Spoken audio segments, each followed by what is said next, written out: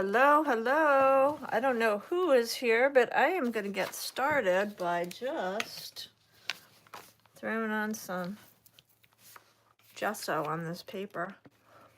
I'm going to do a little bit of an intuitive painting here. Sorry if I crunch an apple at you. Okay.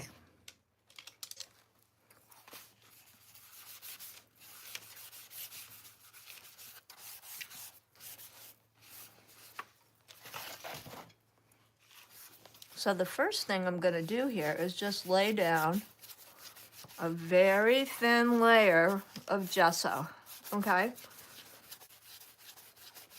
And I'm in my smaller sketchbook today because otherwise I'll be here all day painting. I worked in my big sketchbook this week in my video, but today I'm going to do the same kind of a process, but I'm going to be working in my smaller sketchbook because if I was going to be in the big one, it would just take longer. It would just take me probably several hours rather than, I usually stay on live for about an hour and a half. So, I don't need too much gesso. I just need a little bit because I want a thin layer. And gesso does dry really fast, so I don't need a thick coat or anything, but it does kind of give more tooth to the page and it creates like a little bit of a barrier. It's really nice for mixed media processes. It does leave a different kind of a surface on the paper. It's really great for layering. It does change the surface and the texture. So especially if you're using a lot of different materials, things aren't going to soak through your pages as much. And if you're going to get really wet with your mediums, you have to worry a lot less if you have a good coating of gesso in between. So that's kind of way I sometimes will do it for certain things. I don't do it all the time. And it's really a ground for like when you're painting with acrylic or you're painting with oils on canvas. Normally that's what we use it for, but a lot of times you can use it in your sketchbook. There's alternate uses for it, so this is kind of an alternate use that I'm doing here. So that's all I'm doing. I'm prepping my pages with gesso right now. I'm just going to get a good coat on this whole spread. And I don't know, if you haven't seen the video I did this week, it was mixed media process, starting out with, it's kind of an intuitive sketchbook page, starting out with a word, a phrase, a song lyric, or something as a catalyst for an art piece. So sometimes it doesn't always have to be about a visual idea that gets you jump started into an art project. So that's what this particular project was. Now this is not a new idea that I just came up with. This is something that's been kicking around in the mixed media community for a long time. So it could be like just one word. It can be an idea a phrase or a line from like your favorite song that deeply resonates with you. It can be, I'm gonna give this a minute, and now this normally dries really fast. So you could either blow it dry if you're in a hurry, or you can just wait for it to dry, because this is, I'm not gonna blow it dry just because that would be really loud. So I'm gonna give it a second to dry. And then, so it could be like a word, it can be a feeling that you get from a particular poem that you love. It can be just a little short snippet from a poem, a prayer, a lyric, or something from a favorite meditation that you do, or something like that. You can also collect imagery like on your Pinterest board. I mean, I keep a bunch of different Pinterest boards that I use for inspiration. I also have a box of my little collage box, which I sometimes have like, you know, images that I work from or something like that, or photographs saved. So you can use various things to pull your imagery from, but sometimes all you really need is that one word as a catalyst when we get in this way. And that's what I wanted to show you or share with you today. So this is already really starting to dry. So sometimes when I'm really close to it being dry, I will take like a paper towel and just kind of get it drier. And this isn't going to mess up my surface at all. I'm just getting it drier. Because gesso dries so fast, because it's not really like paint. It's really more of a ground.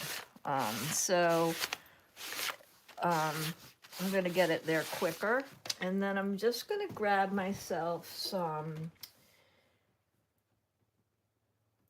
I'm just going to grab myself some watercolor, which is the next step. And I'm using some tube watercolor rather than,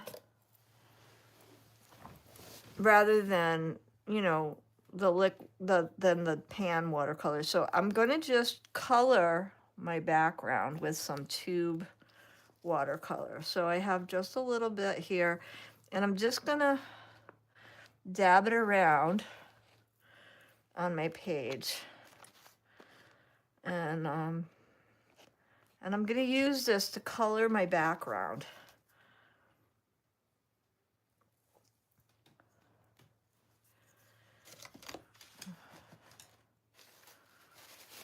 Now I'm going to dampen my paper towel and actually get it in the water. Okay.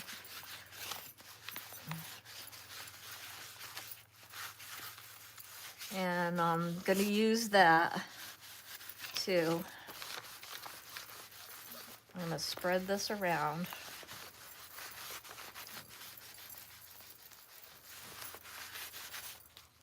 I guess I need more.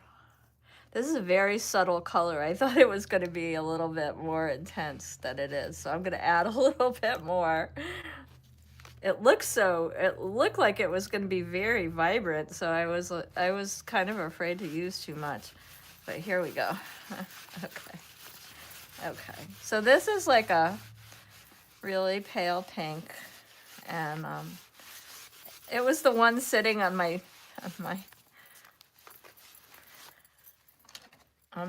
table here, so I just kind of grabbed whatever was here. So that's the other thing, just kind of grab something you gravitate toward or a color you love, and you know, you could always alter those colors later. You know, you don't have to be. Now the gesso also makes your background really waterproof, so I don't have to worry about the amount of water I'm putting on this. And I don't want this background too dark either, so it doesn't really matter. Actually, I have to have more. I have to keep adding some because this is such a, it looks so intense when it comes out of the tube, and then it's like disappearing to nothing. And it's really good. It's not even cheap watercolor. It's Winsor Newton, so you'd think it would be way more intense than it is. Okay, here we are. But it's a very, very subtle color, so I had no idea it would be so faint. Here we go. There we are. Okay, so I kind of actually really like that. So now we have this background color down, and I really like it. And I'm going to grab myself, now at this point you can grab whatever you want. You could use a color pencil. You can use a Neocolor 1 or 2 crayon. And you're going to be thinking about a word, a phrase, a song lyric, or something to generate an idea, a feeling, or an emotion. And I'm going to go grab my Neocolors.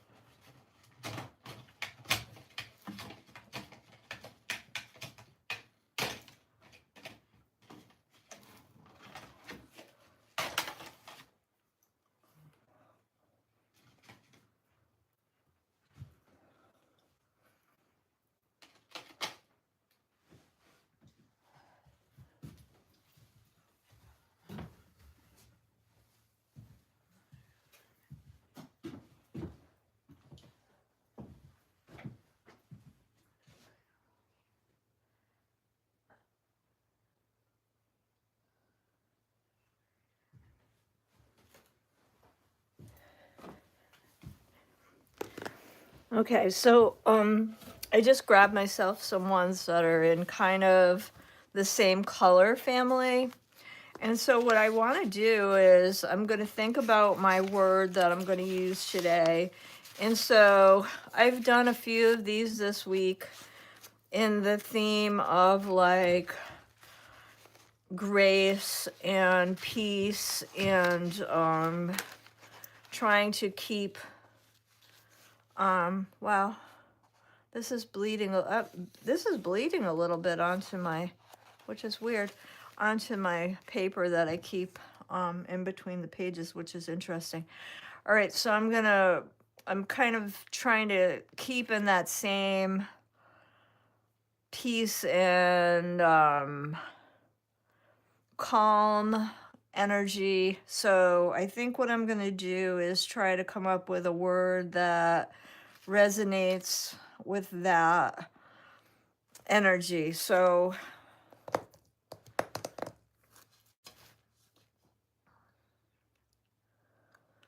okay, I'm gonna go with, I think, I'm not sure what color. I think I'm gonna just go with this one, and I'm gonna just do tranquil. Now, you could also write in a stream of consciousness whatever comes up on the back of this page. You could write an entire song lyric or prayer back here. You could write out your entire favorite poem back here. It doesn't really matter. Whatever resonates with you is what you're going to do. And you could scribble write if you want, so that no one could ever see it.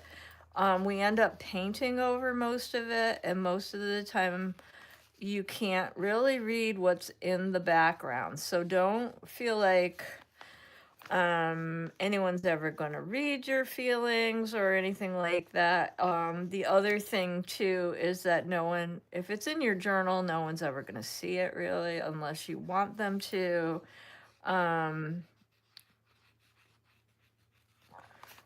But you can, really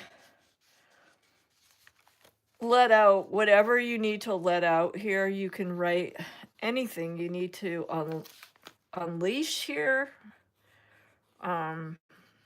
Any thoughts, feelings, emotions, if that's the way you want to go, you could also do that. And you want to write this across the whole paper. And you could write big, you could write little, you could write it a few times. You can cover the page as I'm doing. It doesn't really matter. This part, though, is a mindful part, and you're just going to get into the repetitive thought process when you're doing this. I'm explaining it, so, you know, but it's a very calming, mindful, tranquil, as I'm writing the word, process when you're writing down your word, your emotions, and it's really kind of a meditative process as you're doing this, okay? And you don't have to share any of this with anyone. And you can see I didn't really have to dry it. I just, because the gesso dries so quickly, and this makes a really beautiful kind of a background. Now, I'm not writing, if I can't finish writing the word, I'm just letting that go. It doesn't matter. It becomes part of my design. I'm not worried if things aren't lining up. That none of that matters. I'm just kind of letting this whole thing, this writing portion, just become part of my design. It's no longer anything for me to worry about. You can run it all together. It doesn't really matter, okay? It has no bearing on anything other than it puts you into a very calm and tranquil state of mind. And that is what I'm trying to, I guess that's why that word came up today for me, because it really does put you into that kind of calming and quiet place when you're doing it. Okay. And see here, I had more space on this side than I did on the other, but it doesn't really matter. Okay, so now I have this done. Now I want to think about what comes up for me during that process. So I want you to take, if you're doing this project, I want you to take a lot longer than I did coming up with or writing it out, because that's when you're going to be like just, you know, calming down and breathing and really thinking about the process of creating, okay?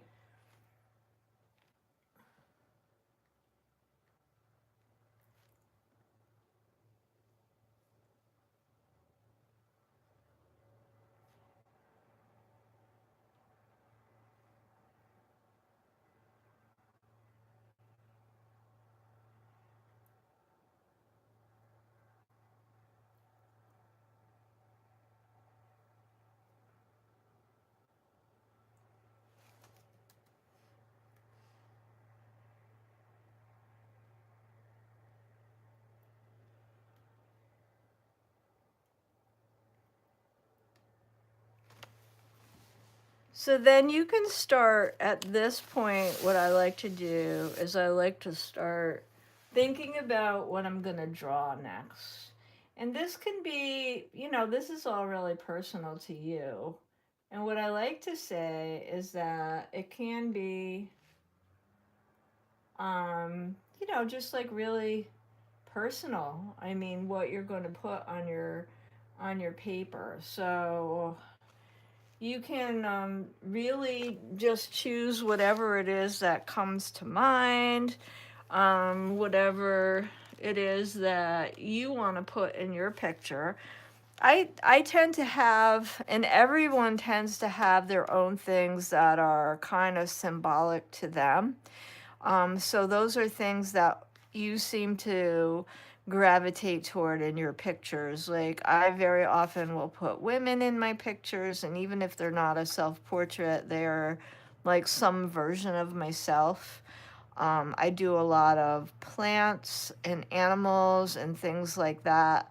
Birds are very symbolic to me, so I very often put birds in my pictures. So those are really things that I kind of go back to in my pictures. So I have a lot of references for those things. You know, I may collect pictures for those things to go back to, or I can just pull things. So yesterday, and I did this little painting for a short, and I thought I would work with it because I like some, today, because I like some of the imagery in it, and I really liked the little plant and the woman, and I really loved a lot of things about it. There's some things I want to go back, but this was like a little tiny, it's on a canvas, but it was a little study that I did. But there's some things that I want to go back. Sometimes I do a bunch of these little ones, and then I take the ideas that I generate on the small pieces and make them into bigger paintings. So this was just an idea. So I may take some of these ideas from this and use it on my sketchbook page today. So I think I may do that and go in and use maybe the woman. I'm not sure if I'm going to put her in the same place, but I think I may draw her on the page here. And, you know, once I start drawing, I really get into kind of that flow state, which is what we're all looking for when we're drawing and painting, is that we get into this place where time kind of starts to disappear a little bit. And when you get into that process and you're just, time just goes away, okay? And that's what, when you're entering that flow state, you're just like creating, and you're not really thinking about anything other than the process of making art. And that's where you end up if you're really engaged in that activity, okay? So I think I'm going to use my lady here, and you know, she's not going to be an exact replica of the lady I did last night. I'm just going to use some of the ideas and the elements that I started with, and you know, that's what those studies are for me. Okay, I'm going to start drawing her in on my paper. And there was some things I really liked about what was happening last night. So I'm just going to block her in on my paper. And you know, when I'm drawing a person, I always do the same things. And I know I've done these, and I have some recent and also some older videos on face drawing. So it's always the same thing. It's an oval. And about halfway down, I'm putting my eyes, and about halfway between the eyes and the chin, I put the bottom of the nose. So even if I don't have a face reference like a photograph, I know where all these things go. So now the bottom of the nose goes here, and halfway between that and the chin is where the mouth, approximately where the mouth is going to go. And then I'm going to just block everything in using those guidelines. And it's actually fairly easy to start, even without a reference, being able to put in a proportionate face when you start. And so just with a little practice and just knowing a few basic proportions, you can start getting confident with your portrait drawing if you want to get into drawing people. So there's several tutorials on my channel if that's something you're interested in doing.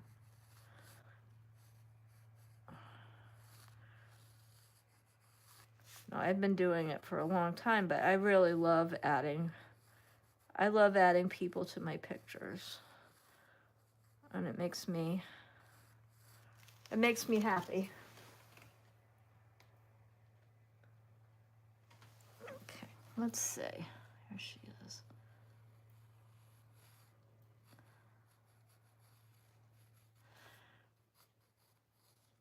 So I'm just going to leave her there and let her hang out with me while I'm thinking about what else I want to have come into my picture today. And I don't know. I'm not sure what else will show up today. I'm just going to kind of go with the theme of tranquility and see what else comes up for me today. I mean, like I said, I use a lot of different references when I'm working, and we'll have to see what else comes up in out of my idea book today.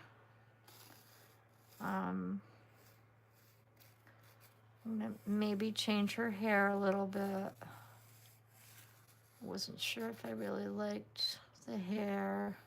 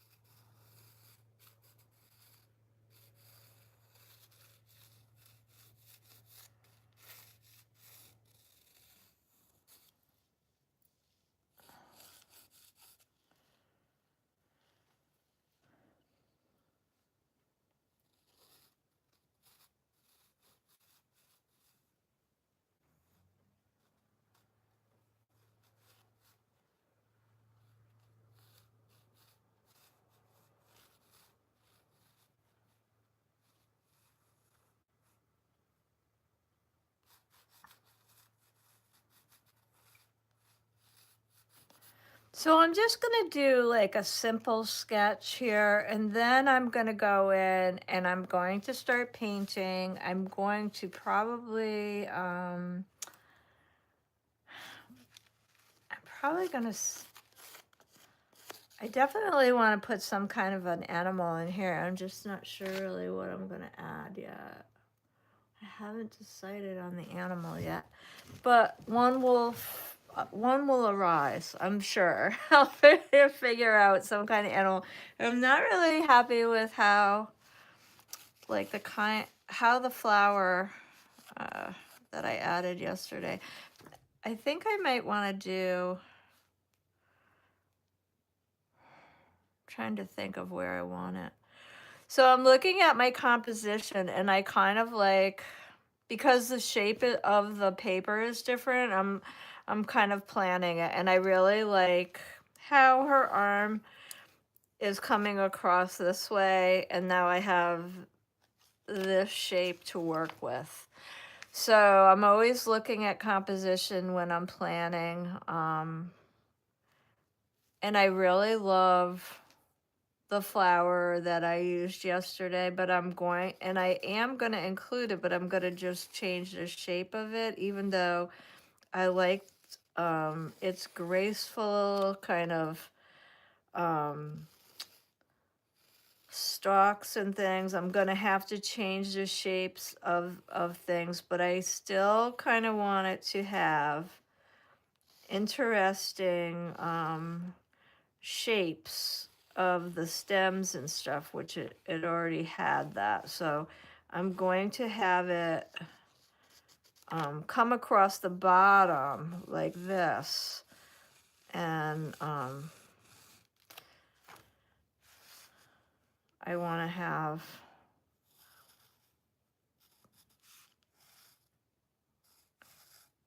I want to have the leaves and things going across. I always include some kind of foliage in my in my pictures, this is just like one of the things that I do. And I think it just symbolizes for me life or something. I'm not really, it's just really part of how my pictures, they always end up having some kind of foliage. It's like a symbol of life. And this one might end up with a bird. I think it's going to end up with a bird. I usually end up with some kind of animal or a bird, maybe a butterfly sometimes. It depends on the painting.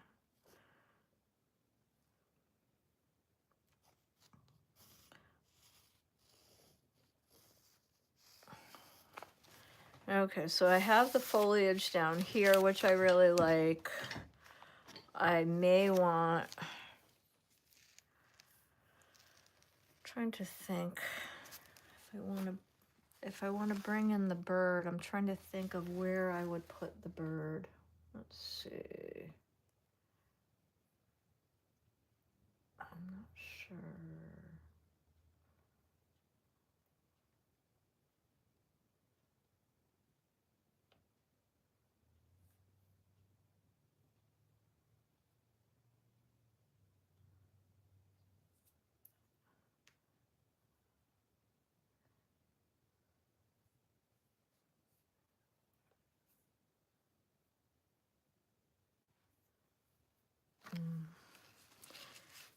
I'm trying to see.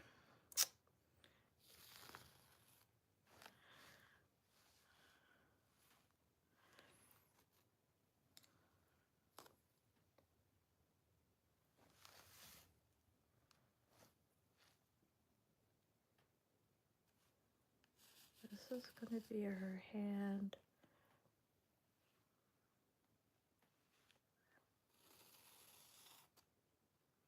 I think, let's see.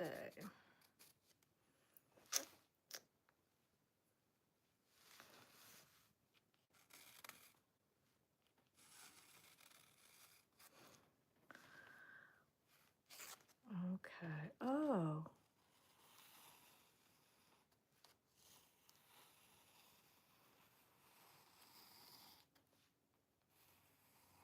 So I'm going to bring a branch across this way and this way, I think. And then my little bird will have somewhere to sit. That's what I'm going to do. And then I'm going to have him looking back at my girl, like I think.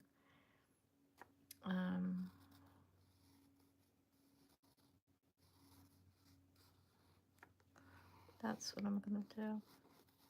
I'm going to have him look back at her like that.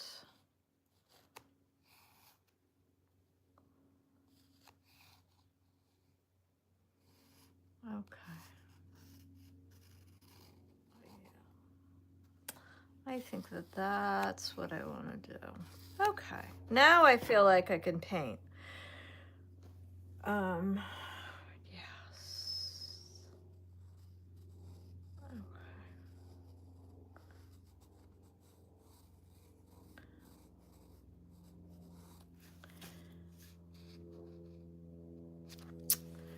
All right, so once I start painting, it'll go a lot faster. Okay, let's get in there. Now,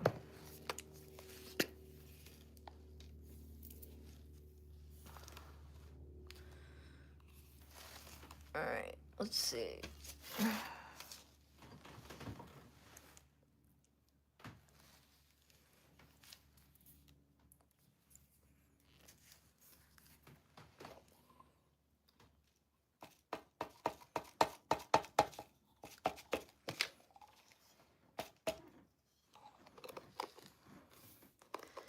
So I'm gonna lay out some colors. I got some buff titanium. Now I mix my flesh tones and I use a lot of different stuff. I'm using I'm going to use acrylic now, and I'm going to put a big blob of matte medium because I mix all my colors with that. It improves the flow, and it also I'm going to do 2 blobs of white because I mix a lot of white. I do a lot of tints in my colors. Let's see. I'm going to use 2 reds, cadmium red, which cadmium red always looks very orange to me. It's a very warm red. I'm going to use, let's see. I'm going to use my perline red, which is a cooler red, because this lady,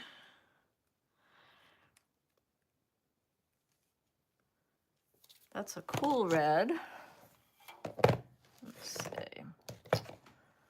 Let me get my lady here. This is my reference lady. We got to get her out of the way. Oi.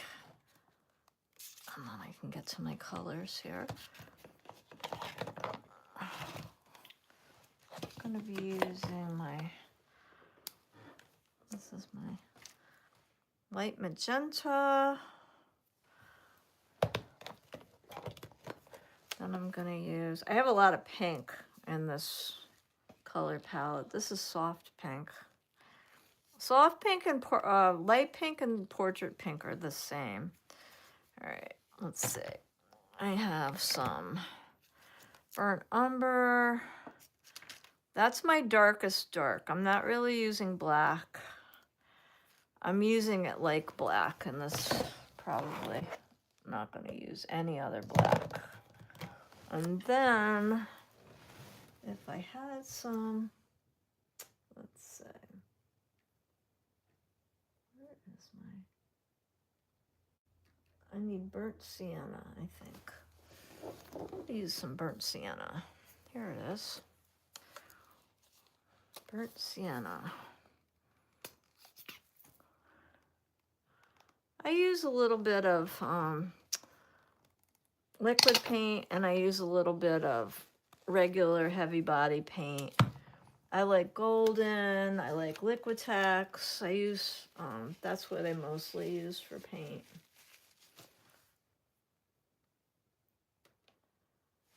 Okay. All right, I want to get into this face, because once I start painting the face, you'll go, oh, there's a person. There's a person there. Okay. So I'm going to get into painting the face. So first I'm going to just mix up some of this flesh tone. I'm going to start with the buff titanium, and then I'm going to do some of the darker colors. I'll add a little bit of the burnt sienna, but it's going to have quite a bit of pink in it, or red colors in it. Add some pink. This is the dark side. So I always make my dark flesh tones first. The dark bits.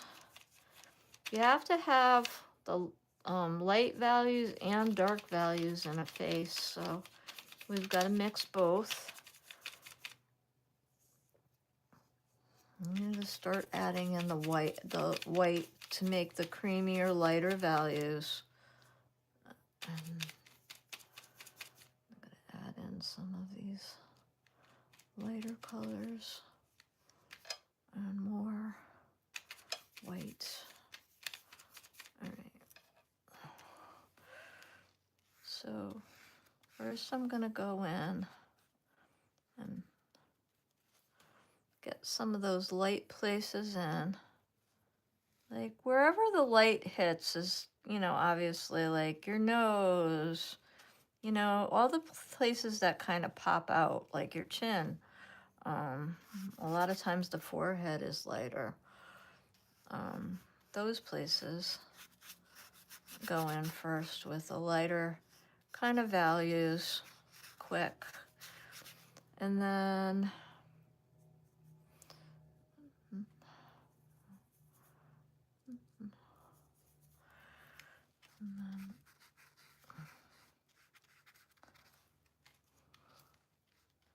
There's generally like a little,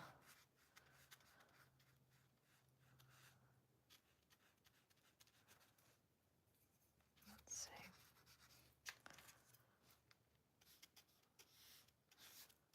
We'll be able to see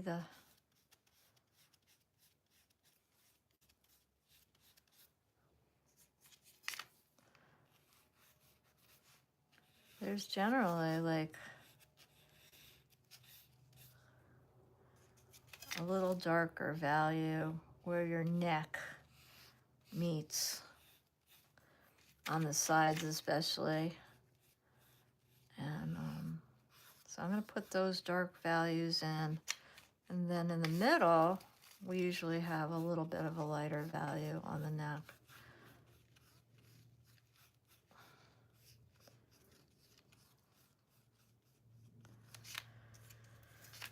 Let me get some of these in.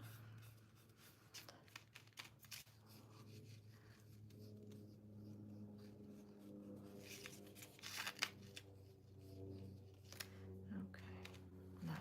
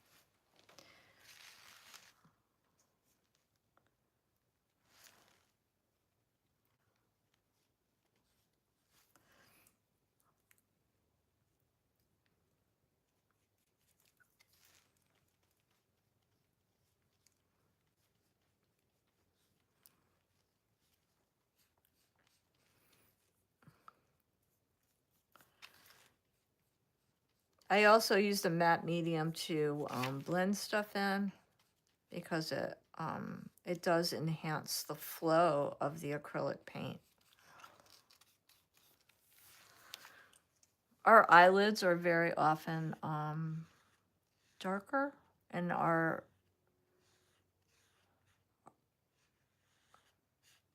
eye sockets are darker in general. So those areas, because it makes our eyes, because our eyes are a little bit recessed.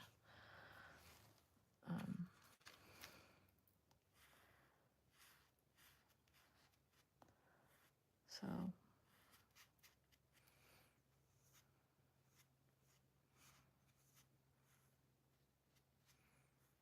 okay. Generally that.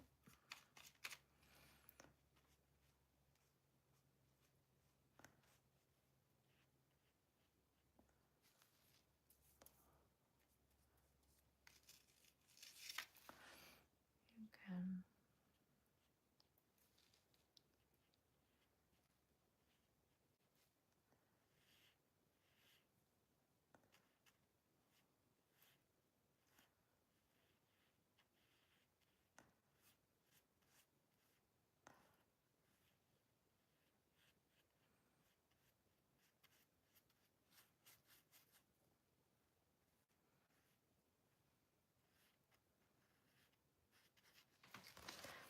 Okay.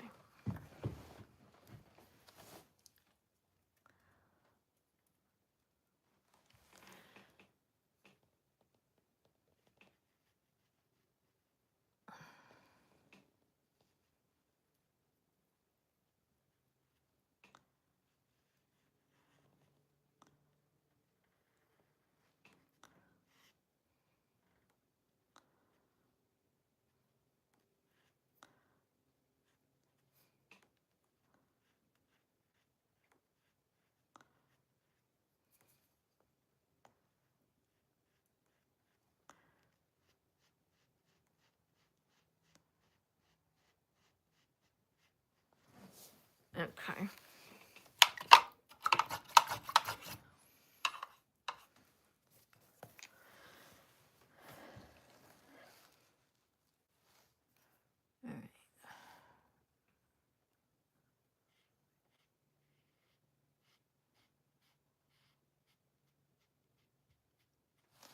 Okay. So I'm also going to paint my hand in while I have the time to do that. While I have all my flesh colors mixed up, I'm just going to get in there and do my hand.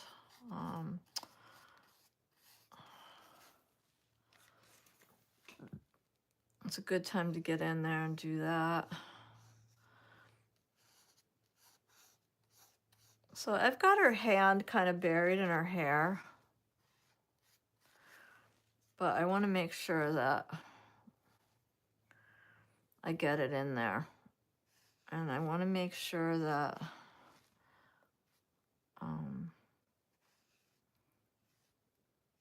I get my fingers in. You really want to make sure that your hands are big enough too, because a lot of times people draw our hands really small. Our hands are a good size. I did a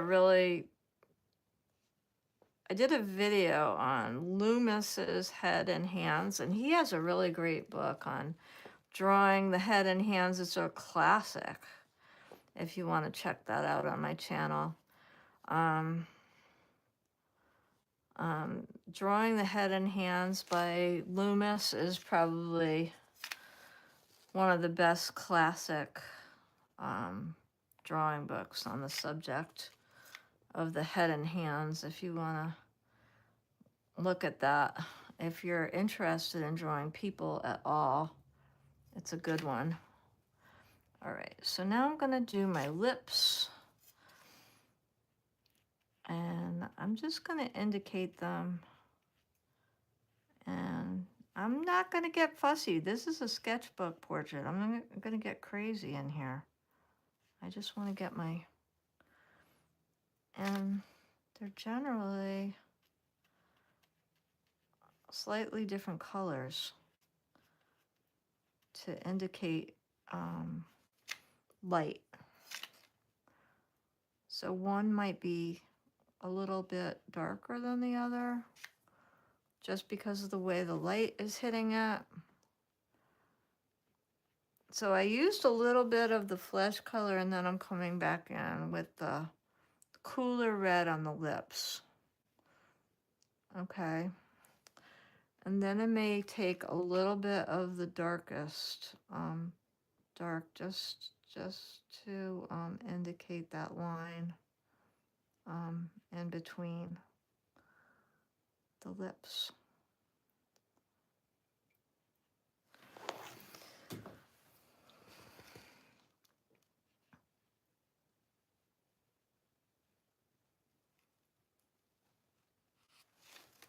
Okay, we're going to come back and do a little bit more work on her. I think I'm going to just maybe do I'm going to go in and do some work on her eyebrows, I guess, and then I'll move on to some of the other elements of this.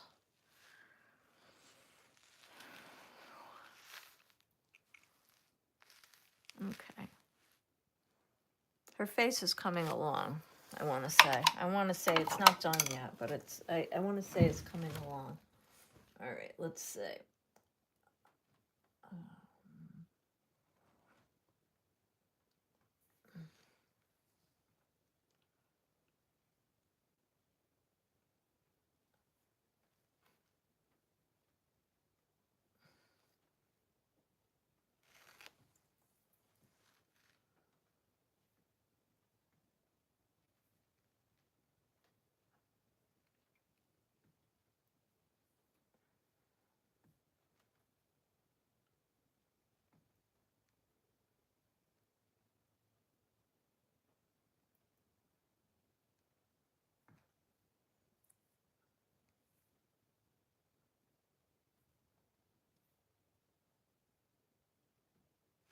Okay, let's see. All right, so now it looks like you have like somebody to look at when you're on here.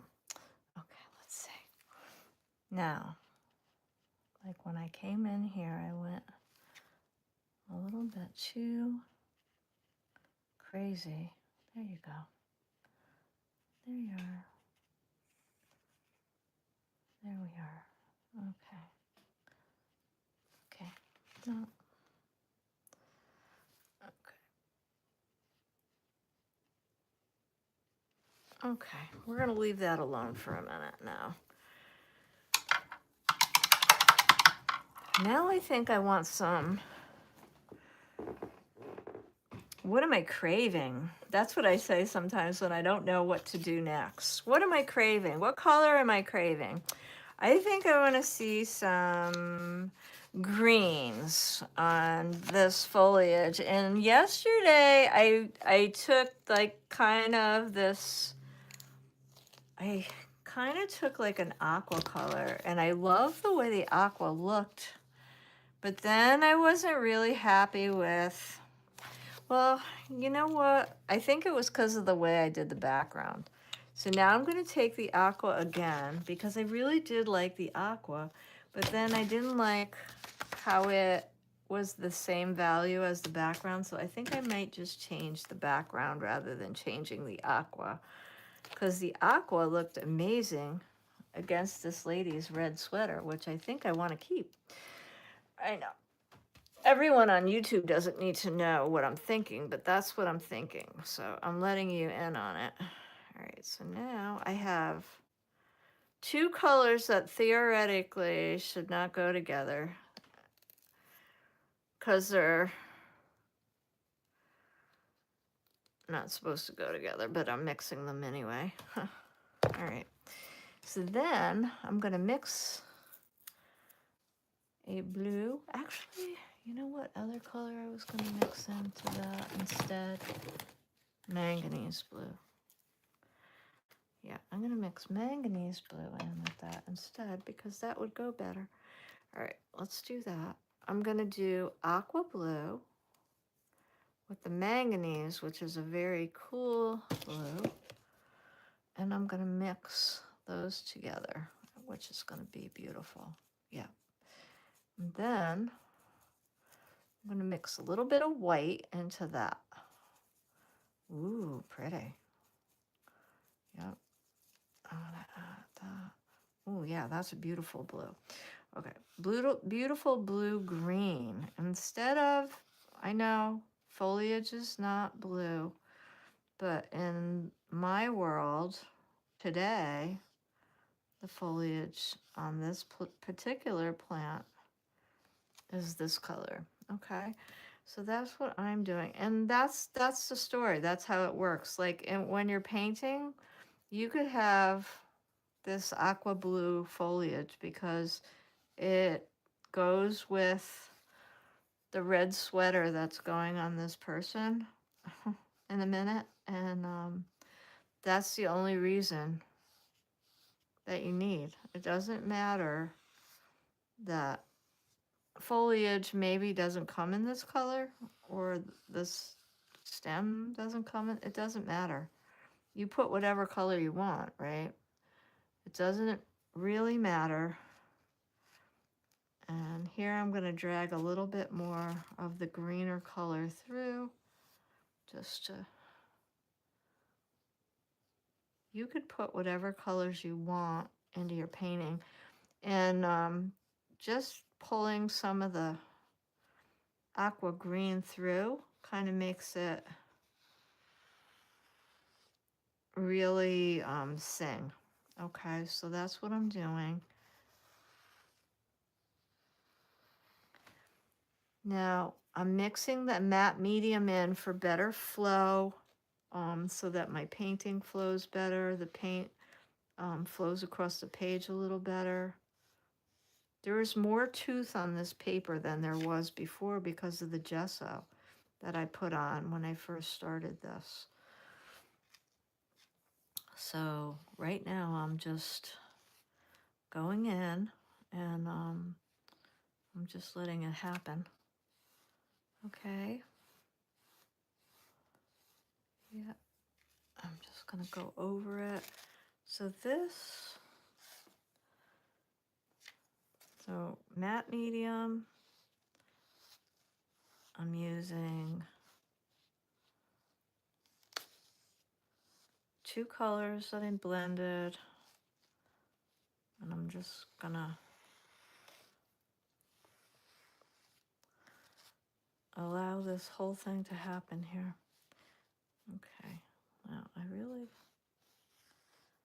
like that. All right, I like this better.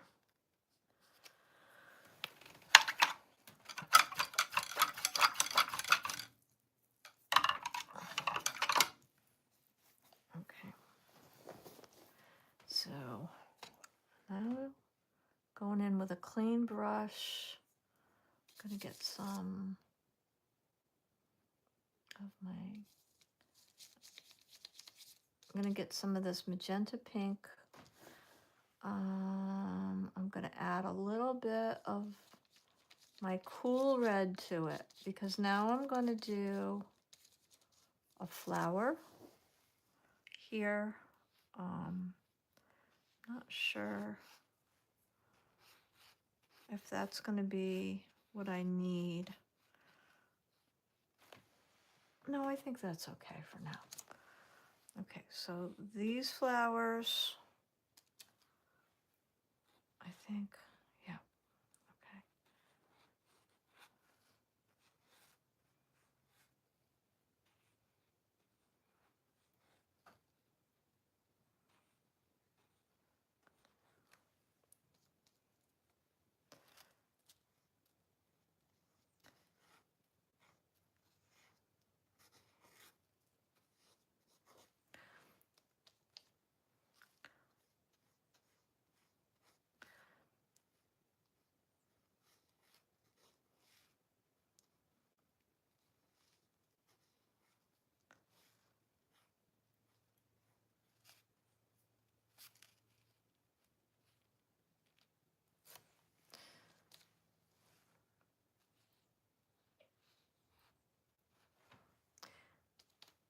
So I'm painting in my flowers now, and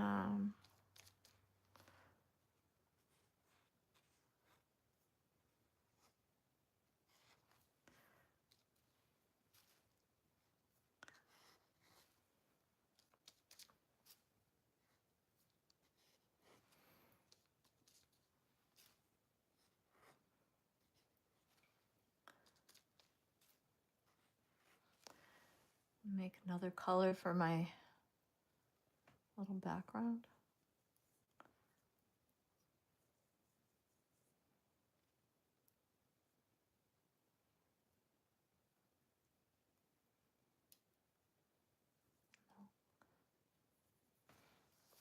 Okay, so now I'm gonna go in here. Okay, so I'm gonna put another color in this background portion of the flower back in here to distinguish it from the other part of the flower.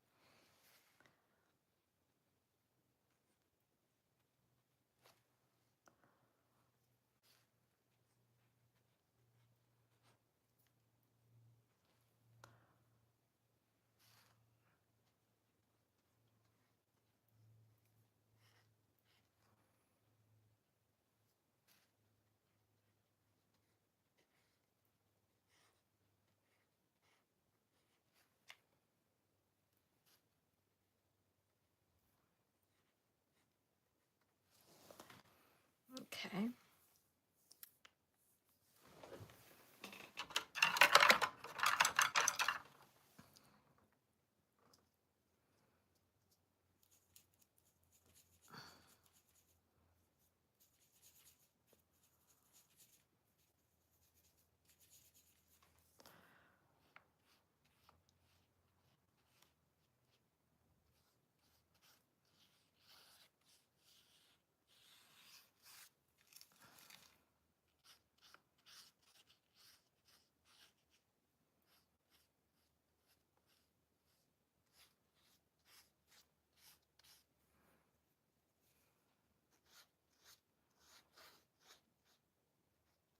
I layer my paintings, so sometimes I go back in a little bit. I like to build texture, so I might adjust the colors a little bit. I may not cover the entire thing the second time around, so little bits of the other colors will show through. That's what I'm doing here, and just adding interest and another layer of texture here when I go through and add. Now I add a little bit more green to the aqua, and I just put a little bit more on top here, and I just added another kind of a layer. Now I want to get into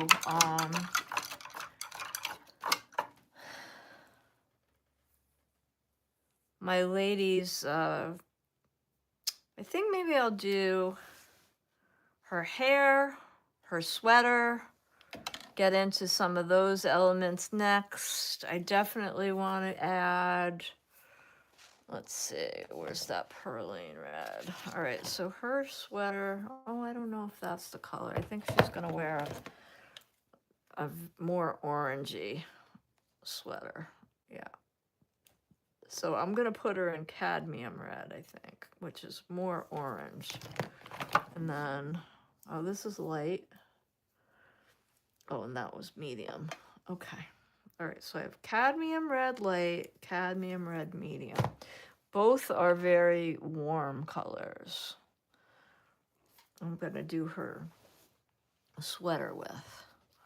And it's you know, those are both very intense colors. So I really like those bright colors.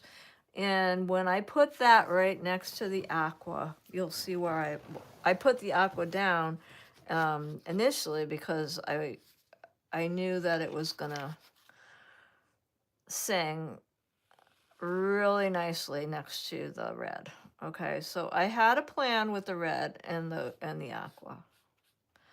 Now normally when I'm doing intuitive painting, I'm not teaching. So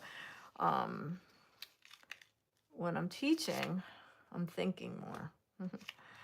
And so today I'm thinking because I'm teaching and I'm talking at the same time. But when I'm doing this on my own, the same thing happens, only I'm not thinking as hard. It just kind of happens. And it's a whole another kind of process that happens. But this is just as much fun for me. All right, so now I'm filling in her shirt and her sweater, which is going to be this red next to this aqua, which is a really beautiful play on colors. So anytime you mix any kind of green with red, you have complementary colors. So this is like a more of a, because this red is almost orange and this green is almost blue, we have it's aqua blue and red orange, which is also a complementary mix of colors. So even though it's not really green and it's not really red, because the red is almost orange and the blue, we're getting a complementary mix, which is why it's singing like crazy next to each other. So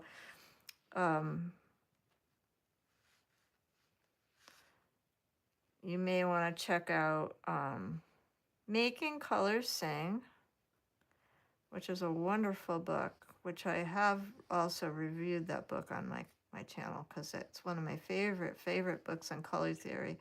And if you're interested in how colors interact and work, which I am, and I always have been, you would probably love that book. It's absolutely fabulous. And there is a book review on it on my channel. So you might want to check that out. one of my very favorites by Jean Dobie. And I was actually in one of her juried shows when that book first came out, I think, back in the day. So that was kind of fun for me to be chosen in one of her juried shows for one of my paintings.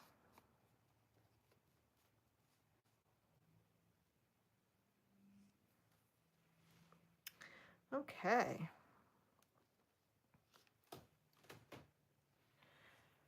Now I'm going to be continuing on. You'll be able to start to read this painting a lot better once her clothes are painted in, right?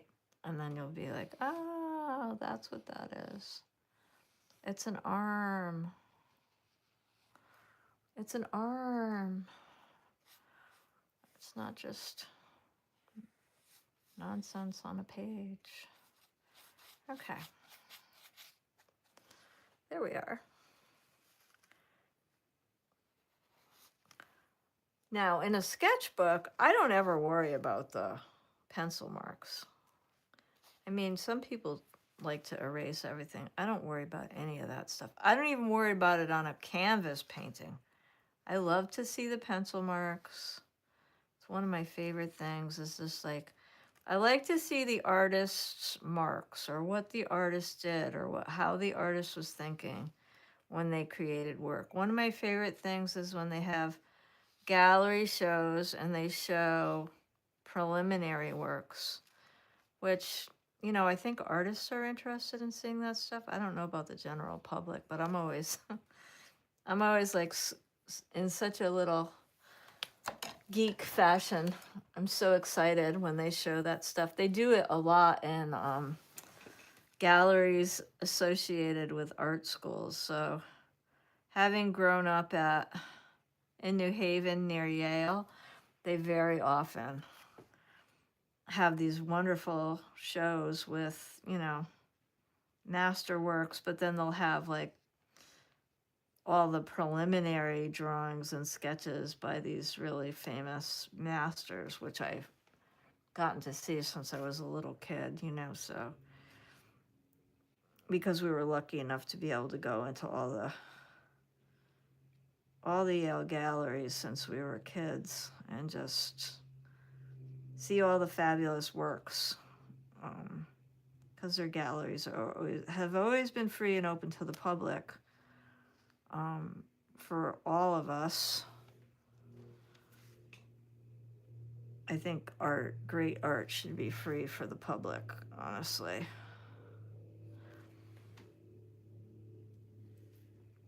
And I got to work at several really nice teaching museums where they've made public classes for the children in the area free, which is, I think, wonderful.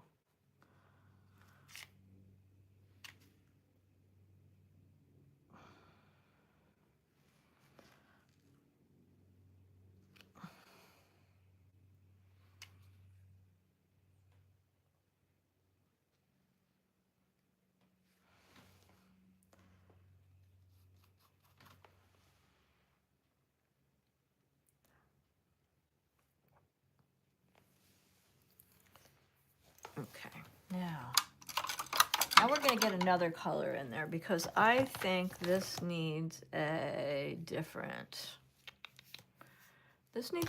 green. And I think I want to go with a whole completely different one for the branch.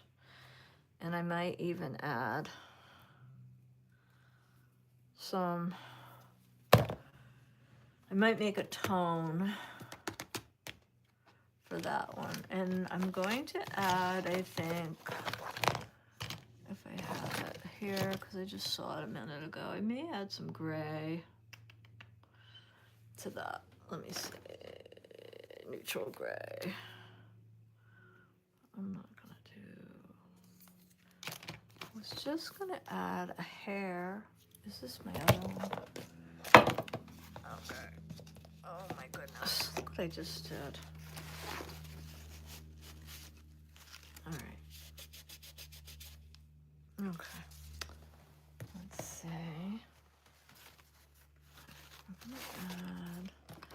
neutral gray into my green. That's all.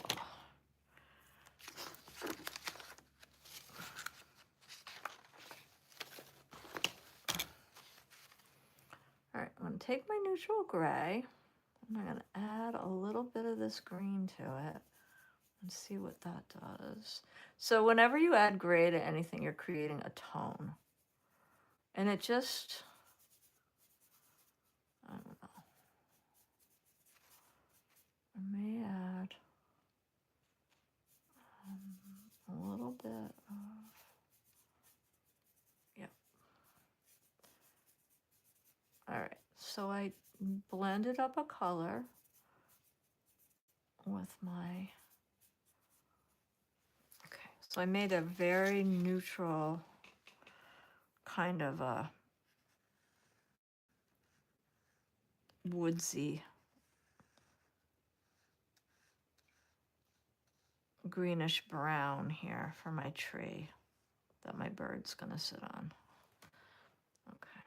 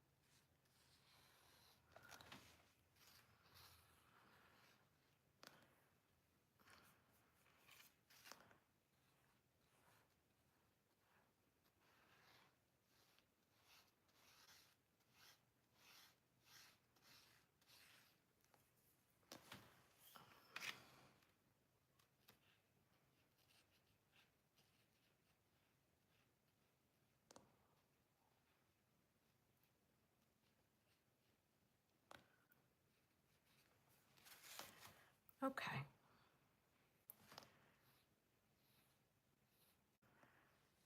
Now this is my little branch. I'm just gonna add a little bit more color to it.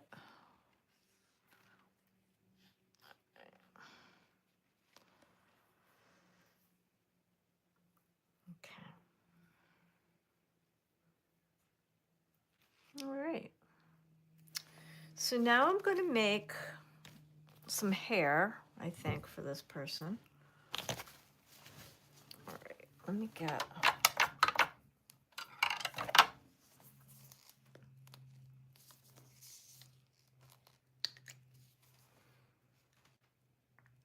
going to put in some. Now, when I do hair, I do the shape of the hair and not strands of hair. I just think it looks more natural, and I blend up a whole bunch of different colors usually.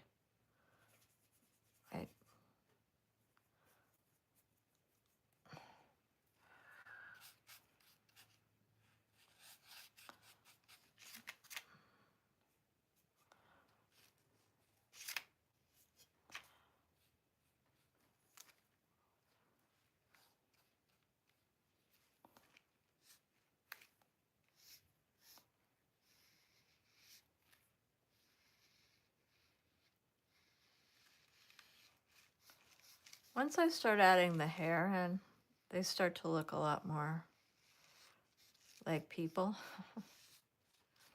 Unless like is weird blobby.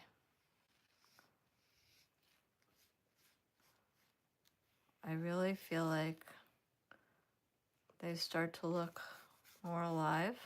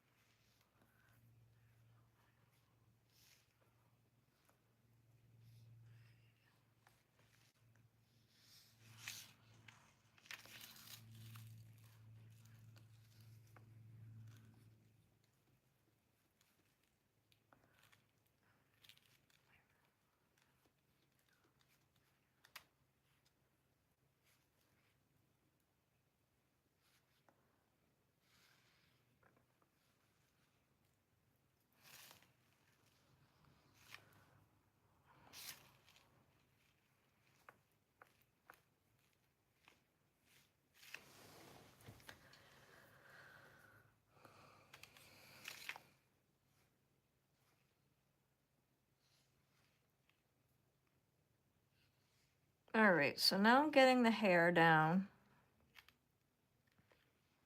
I kind of slip into like painting and then forget to tell you what I'm doing. I'm sorry. All right.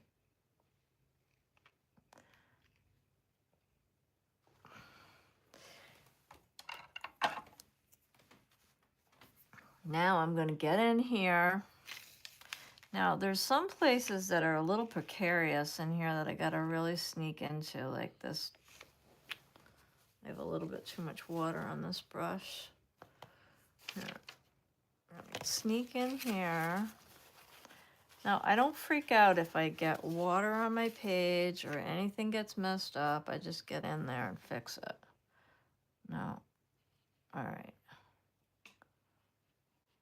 There we go. Now her fingers are kind of buried in there. Buried in the hair. So I'm not worried about any of this. This is her pinky. And I got a little bit of brown on her finger. No big deal. I do have a nice paper towel over here that I'm using to scoop stuff up. I need a little bit of this dark color. And I'm not going to worry about the fact that I got brown. over here. Okay, I'm just gonna paint on top of it. And I'm gonna leave that alone for a little while. I'm not sure if I really like the way this looks, so I kind of like it better on the other side where it just kind of goes in like that. That little bloob there, I didn't really like that. Let's have it just do that. There we are. Maybe. Sometimes, you know, just little tweaks like this make a difference. Yeah, I didn't really like the way that looked before. Okay, now, if you want to, you can sneak in and do stuff like just add. Sometimes I like to, even though this isn't a dark hair color, I will go back in, grab some of this really dark. Now, this is not black, it's burnt umber.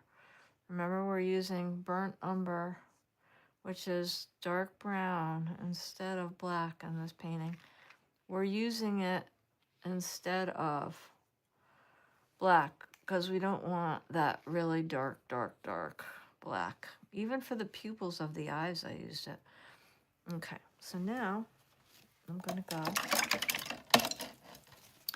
like that. And then I'm gonna sneak in here. I'm gonna give her like that.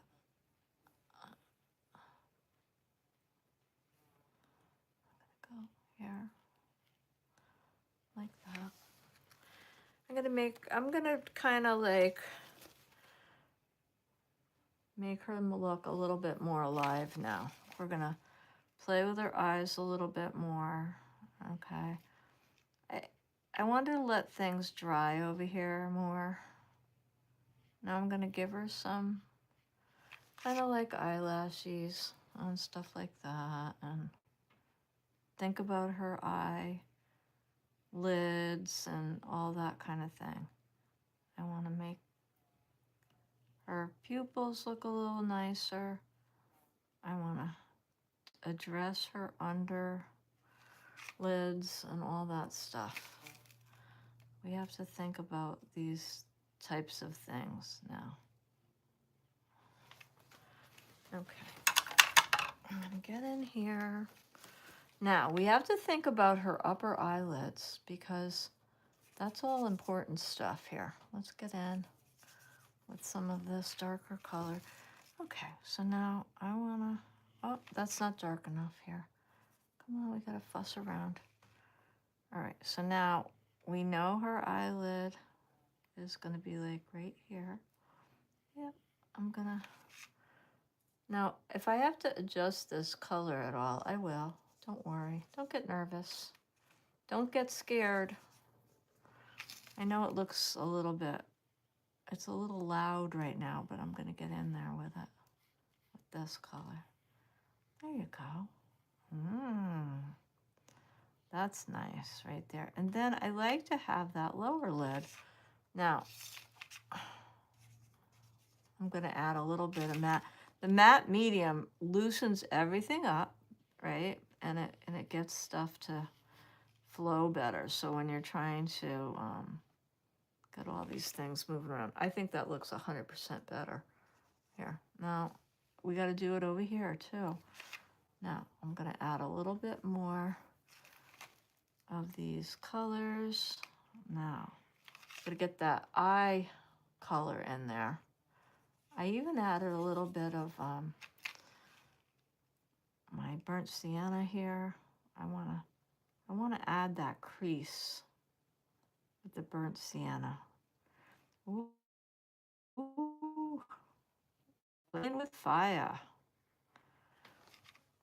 Now, and now I'm gonna get in here with my eyelid.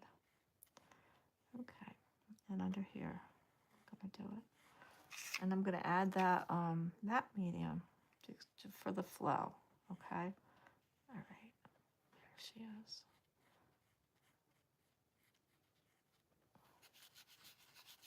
Now I'm gonna spread some of this out up here because I wanna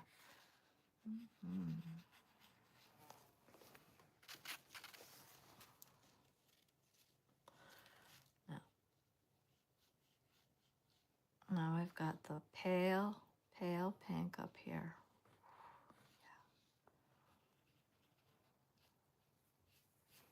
Yep, there she goes.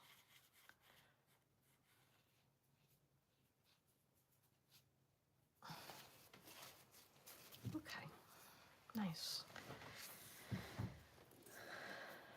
All right, so now what I want to do is I'm going to take some of this really light blue. I'm going to desaturate it a little bit just by adding in a little of, well, I added a little burnt sienna. I don't like that as much. I'm going to put a teeny tiny amount of the red into it.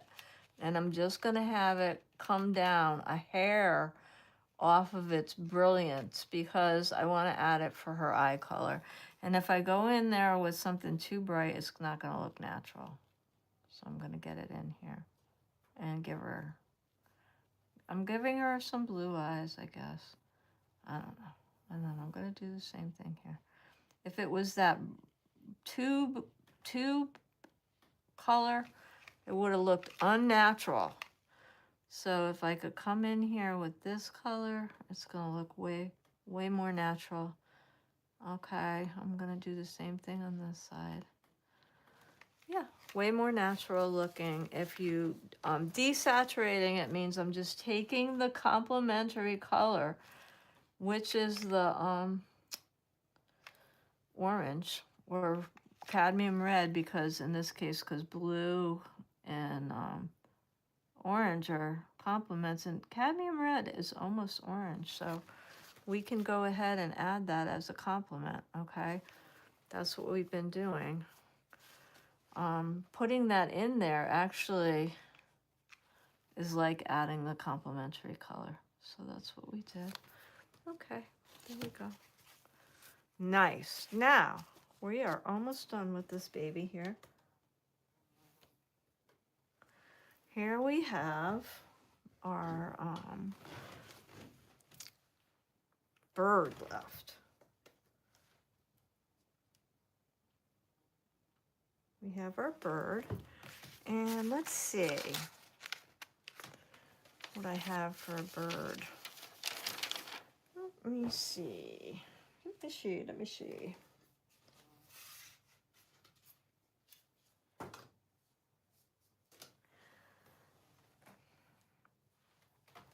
Okay, let's see. I'm gonna give my bird, I'm gonna make some legs here. I'm gonna put a lot of white in. I know it sounds weird that I'm doing the legs first, but because I have it sitting on this perch, I'm adding some gray, making a tone here. Okay, now hold on. I'm gonna come here and I'm gonna add his legs. Okay.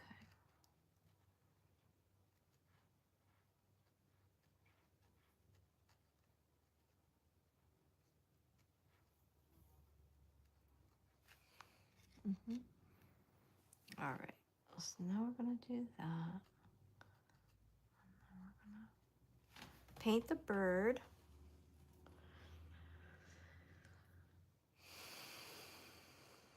All right. Okay. All right, I'm gonna add a brighter yellow.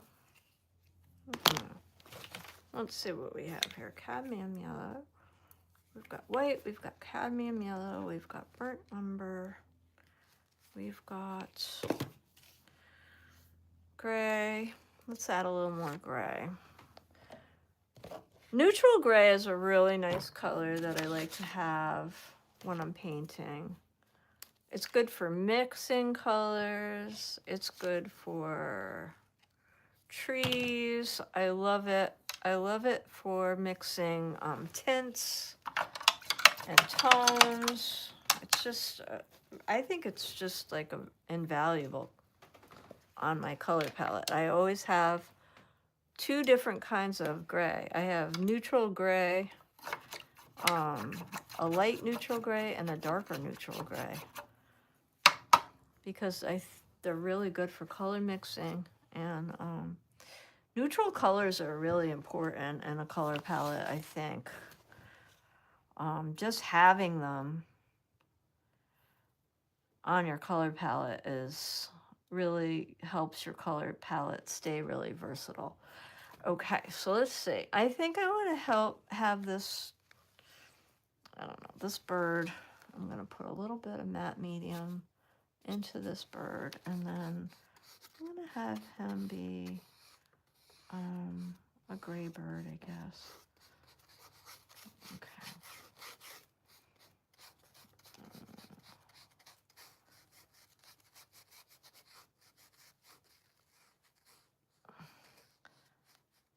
Okay, I'm going to have this bird be gray, and then we're going to add color. We'll add some color into this bird, but I'm not going to have it be a crazy color bird.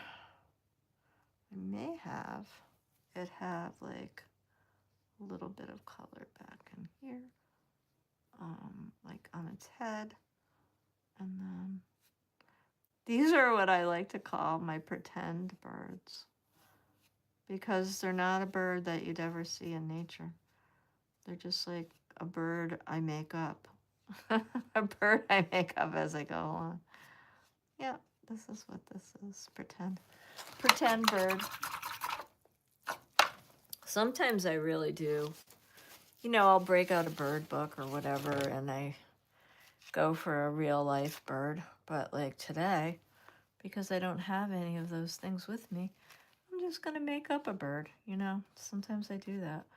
And today's one of those days, you know, because I don't have a bird book handy, and but I do love birds, and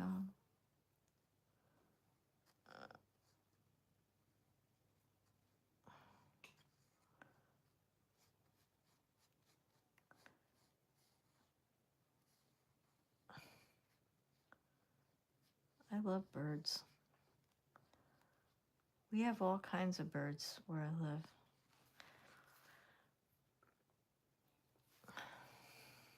Okay. I think I'm going to make him have like a really beautiful red tail, and maybe part of his belly or chest would be red too. Oh, he's a pretty bird. I wish he was real.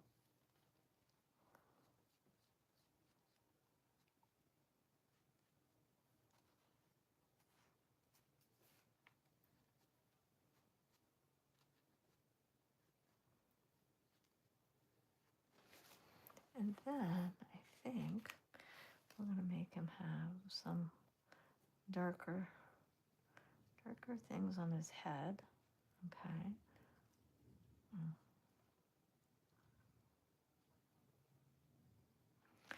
And then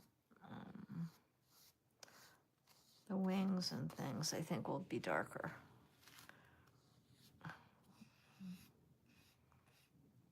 This is birdie wings.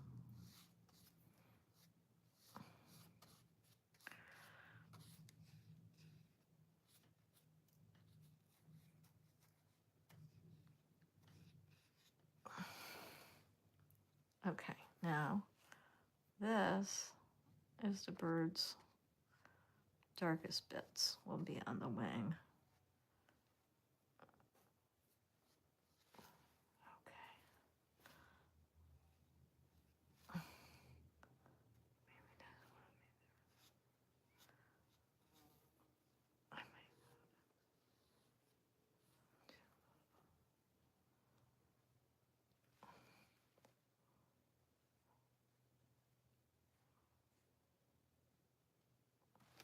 Okay.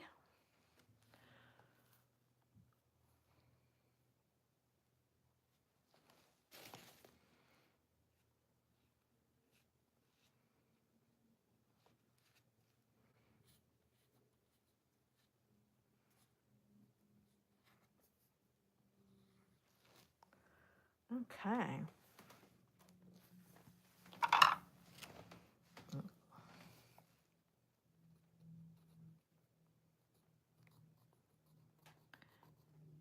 Now you could always go back in with more Neocolor here, a colored pencil. I have my little, I just have a graphite pencil here that I'm doing, but you could use whatever you wanted here. I'm gonna refine some of my drawing here, I think. And then, just on the bird, and then I like to, when I'm drawing any kind of animal or a person or whatever, I always like to add like just a little, no, I just put one little highlight on his eye, on this birdie eye. No. Okay. Now, what I want to do on this picture, now I have most of this done, and some people just leave it this way, but what I really want to do in this background, and I think it will make the entire thing, literally, I really feel like this will make this whole thing come to life, is that I am going to paint out some of this background. And you can do this in any way you kind of want, but I think what I would like to put here is this light yellow color that I put down on this paper. And so what I'm going to do, and I'm going to live dangerously, is I'm going to mix it here with this white, and I'm going to make it really like a light creamy kind of color. This might be too bright. It might be too yellow, so I might need to add more white to it. Now, I probably buy more white than anything, and I buy it in the gigantic size, which of course I probably have dropped on the floor. Oh no, this is the size I buy of white. This is my white. And this is the only size white I buy because I use so much white. I make giant amounts of tints. I make tints probably more than anything else, and that tint is any color plus white. So I like to make a lot of tints, and I really love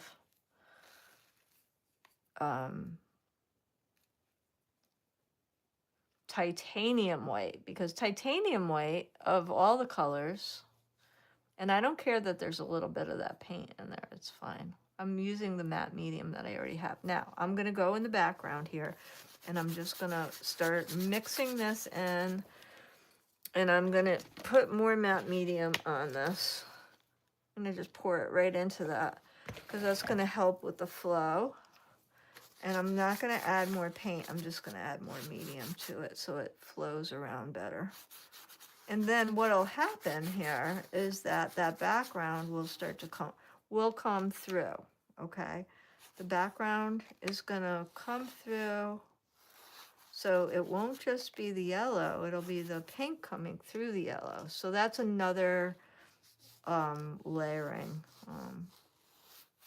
thing, okay? Now, I really do probably need a better area. All right, here. I need a clean area, and I don't have one, so. Now, I have a lot of area to work with here. I want to see that pink coming through. I want to get in here. I want to go right up against my, my elements. I want to go right in there and get in there with this color, and, I'm gonna paint over this background. But what happens, because I'm using the medium, is that you're still going to be able to see the background. So you can still see that there's writing back there. And the paper you see around is to protect my, my other spread on the other pages. I mean, I have another, I don't know what's on the other pages, because this is a book that I use kind of a lot, but I didn't even look when I got in here today. I just kind of opened it up and started painting. Okay, let's see what I did. This will be fun. Oh yeah, I think this is going to be nice. I really like it over the pink. I don't know, something made me do the yellow. I was like, oh yeah, yellow's going to look really good. Yeah. Oh, look what I did. Okay, so I don't freak out. Like I said, if I make a mistake, I'm not going to worry. I'm just going to get in there. So what do we do? All right, the first thing we're going to do is we're just not going to flip out. Never get worried. Just do that. See, first I'm going to just do that. Now I'm going to let that dry, and then I'll come back over it with the yellow, okay? So if you make a mistake like that or something's still wet and you make a big bloob, don't panic. Just give it 2 seconds to dry. It's acrylic, folks. Now, the other thing I didn't do on this painting that I do in my video is I didn't add collage, which you can always add collage to these, and I do love to add the collage. So I have lots of collage stuff in my box in my studio. I have tons of it because I do a lot of jelly printing, so I always have like lots of extra collage or old paintings or whatever that I have just cut up and ready to go. So that's always something that I like to do. I use old books to use for collage. I use magazine images. You could use whatever you have, whatever you want to add. And those are always good ways to start paintings too.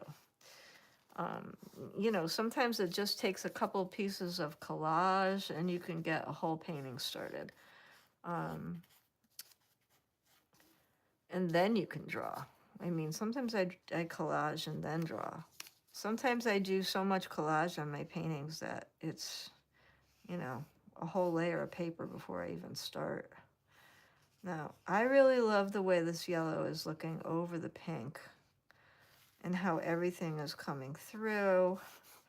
You can still really see the writing, but you can't really read what it says, which is what I love about doing this process. Here. And I love that about it. The other thing I like to do, and I might do on this one, is that I may add some gold to it, which I really like the gold embellishments on these. I think it looks really pretty. I love how it, I don't know, it picks up the painting a lot of times. Now, this is dry enough, so watch. I'm just going to go over it and not worry about it. Okay, so I did one swipe on top, and I think it looks better already. I'm not going to worry about that place that I messed up, because it already doesn't have the brown on it. Because remember, I went bloop, and it had brown everywhere? Oh, God.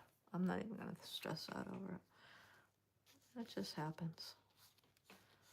So in some places this is thick, in some places it's thinner. I don't care.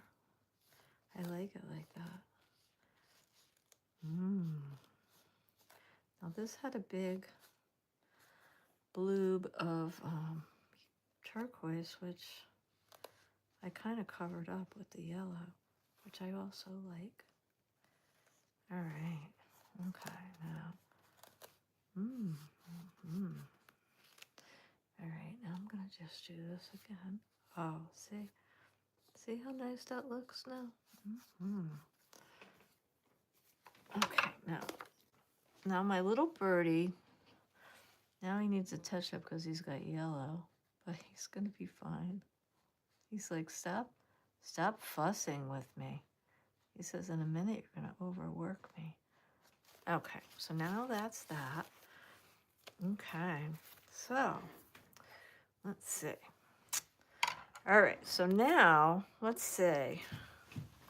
What else could we do? What else could we do? I might put a little bit of gold. Sometimes gold can just be... Now I have a very thin brush here. And what was the other thing I kind of wanted to do? Wait a minute. I want to add some. Okay. Sometimes I just wanted to add some details. You know, the mark making a lot of times on these things is the other thing I like to do. On here, I feel like it's important.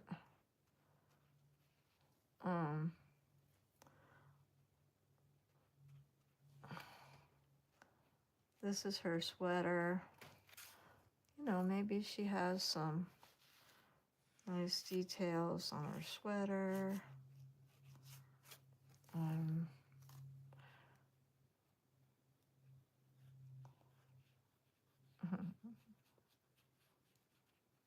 You know, maybe it's hand knit. Who knows? What do we know about it? I don't know. What else do we know? Sometimes if you just add little things to something, it gives it more texture, right? The mark making. Sometimes it just makes it look, I don't know. It adds like a little bit of a thing to it, like.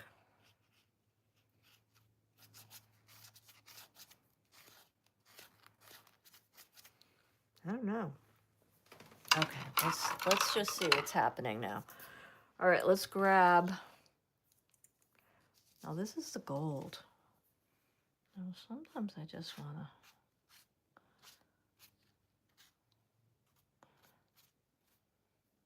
Sometimes I just wanna add some things inside my flowers and just, I don't know, some happy marks.